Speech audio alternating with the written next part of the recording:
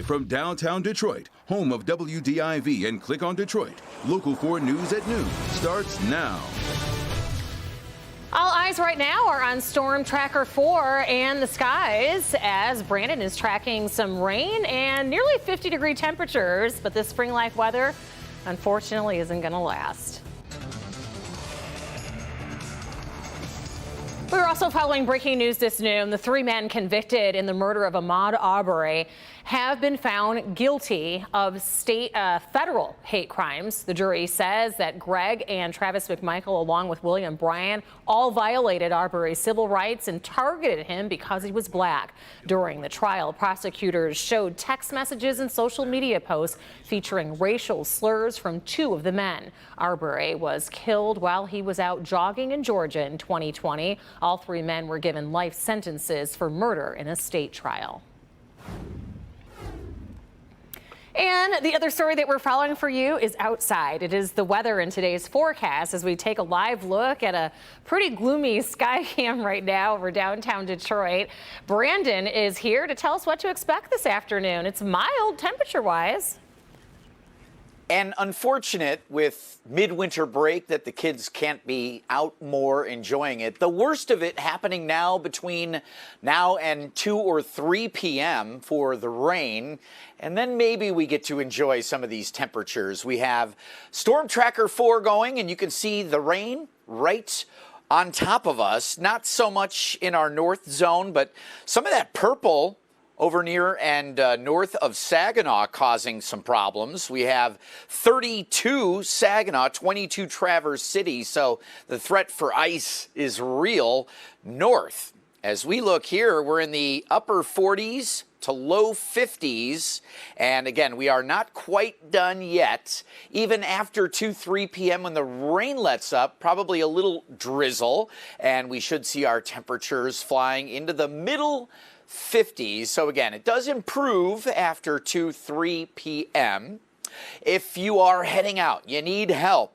This storm, the next storm, we've got you covered. You can hold your phone camera right up to that box in the middle of the QR code. It'll take you right to the world's best weather app. It's your local forecasters app, 100% free. Rhonda? Brandon, thank you. President Biden is expected to update the Ukraine conflict this afternoon at around 1 o'clock. We will be carrying that live for you right here on Local 4 and on clickondetroit.com.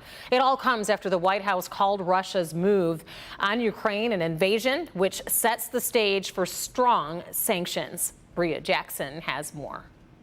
This morning, Germany announced that it's halting approval of Russia's massive gas pipeline, Nord Stream 2, and the U.S. is announcing new sanctions against Russia, raising the stakes on an already tense situation. Today, Germany announced it is hitting the brakes on Russia's massive gas pipeline, Nord Stream 2. This after Russian President Vladimir Putin recognized 2 key regions of eastern Ukraine as independent states and ordered troops into those areas. During a rare emergency meeting of the United Nations Security Council, the U.S. ambassador warns Russia's deployment is a pretext for war. He calls them peacekeepers. This is nonsense. We know what they really are. In response, President Biden signed an executive order imposing sanctions on the 2 Russian separatist regions of Ukraine. The order prohibits new investment, trade, and financing in those areas. Mr. Speaker, Britain and other key allies will begin imposing sanctions immediately. We're cracking down today on Russian banks, on Russian individuals. Russia continues to deny plans to attack, criticizing the West instead. Whipping up unfounded panic around the allegedly impending Russian invasion of Ukraine. On the ground in Ukraine, commanders say they've been under fire from Russia's newly recognized separatists and have fired back, saying this is an historic moment and maybe a breaking point. Ukraine's president says his one goal is peace in Ukraine, but Russia's actions violate Ukraine's sovereignty and territorial integrity. Secretary of State Blinken will meet with Ukraine's foreign minister later today here in Washington, D.C. In Washington, I'm Bree Jackson for NBC News. Bree, thank you. And if you are wondering why Americans should care about what's happening in Ukraine, our Devin Scillian wrote an excellent article that we have posted to the features page of clickondetroit.com. Also making headlines today, the accused Oxford High School shooter will learn if he'll stay in jail or get to move to another detention facility. This afternoon, a judge is going to be revealing whether he'll be moved to a juvenile detention. Let's get to Priya Mann. She joins us now live. And Priya, what do we expect to happen today? Well, Rhonda, this isn't the first time lawyers for Ethan Crumbley have made the transfer request. The first time a judge denied it, and the defense is hoping for a different outcome today. Ethan Crumbley will be appearing in court today. An Oakland County Circuit judge is considering a request to transfer the 15-year-old to a juvenile facility. Lawyers for Ethan Crumbley say the teen can hear adult inmates inside the jail. He's currently being held at the Oakland County Jail along with his parents. They are separated, but in the same facility. Ethan's lawyers argue he should be moved to the Children's Village Juvenile Detention Facility. A judge previously denied this request, but the transfer request will be heard in circuit court today by a different judge. The Oxford High School student is charged in the mass shooting that killed 4 students and wounded 7 others back in November. Meanwhile, Ethan Crumbley's parents will be back in court on Thursday as their preliminary exam continues. Reporting live in Pontiac, I'm Priya Mann, Local 4. Okay, Priya, thank you.